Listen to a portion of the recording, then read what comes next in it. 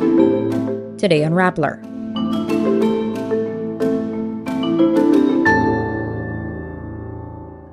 The House of Representatives expels Negros Oriental 3rd District Representative Arnie Teves Jr., a first since 1987.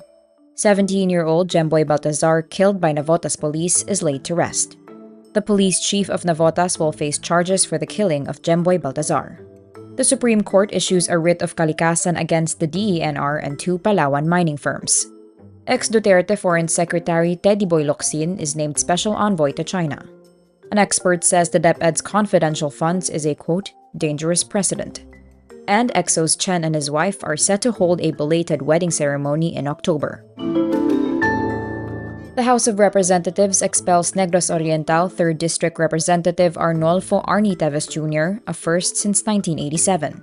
265 lawmakers vote to unseat Teves for disorderly behavior and violation of Code of Conduct. The House raised 3 issues against Teves: his attempt to seek political asylum in Timor-Leste, seen as tantamount to abandonment of public office, his continued absence in the House, and indecent behavior on social media when he danced in his boxer shorts. Teves is accused of masterminding the killing of Negros Oriental Governor Roel Degamo in March. No lawmaker opposed, but 3 others, all from the Makabayan bloc, abstained from the vote. 17-year-old Jemboy Baltazar, who was killed by policemen in Navotas City on August 2, is laid to rest on Wednesday, August 16. Jemboy is escorted to his final resting place in La Loma Cemetery, Caloocan City by his family, friends, and even strangers who call for justice. Caloocan Bishop Pablo Virgilio David, president of the Catholic Bishops' Conference of the Philippines, led the Holy Mass along with over 10 priests. Jemboy is buried on the same day the family of Kian de los Santos commemorates his 6th death anniversary. Similarly, Kian was mercilessly killed by policemen in a dark alley in Caloocan City at the height of former President Rodrigo Duterte's drug war in August 2017. Jemboy was also laid to rest in the same cemetery. Philippine National Police Internal Affairs Service orders the relief of the Navotas City Police Chief over the killing of 17-year-old Jemboy Baltazar. In a statement, the PNP IAS says its investigation revealed Navotas City Police Chief Police Colonel Alan Umipig allegedly instructed the team leader of the police operatives to exclude the names of 11 police officers from their reports. The PNP IAS also files administrative charges against Umipig. He will face administrative cases for dishonesty and command responsibility. Meanwhile, the 11 police officers will also face charges for abandoning Jemboy. After Jemboy's death, a total of 29 police officers at the Navotas City Substation 4 were relieved from their posts. The Supreme Court issues a writ of kalikasan against Celestial Nickel Mining and Exploration Corporation, Ipila Nickel Corporation, the Environment Department, and the Mines and Geosciences Bureau. The petition was filed by the indigenous cultural communities of Palawan who have been protesting the mining operations on their lands, citing the operators' alleged failure to secure a certificate precondition, the illegal tree-cutting activities, and deforestation of Mount Mantalingahan, a protected landscape. The writ of kalikasan is a legal remedy protecting the rights of Filipinos to a balanced and healthful ecology.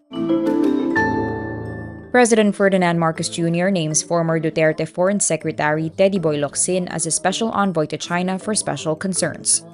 Malacanang says Locsin will continue to hold his role as Philippine ambassador to the United Kingdom. Locsin was Duterte's longest-serving foreign secretary.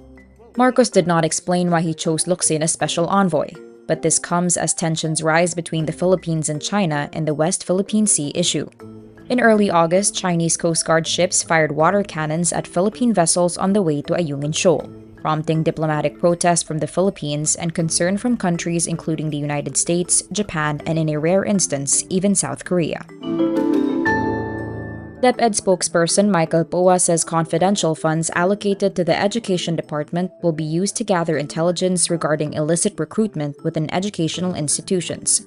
He says, quote, "We really need to admit that there is recruitment happening in our schools." But Ibon Foundation Executive Director Sonny Africa says this raises doubts about its legitimacy. Clearly, there's no intelligence function within the mandate of the Department of Education.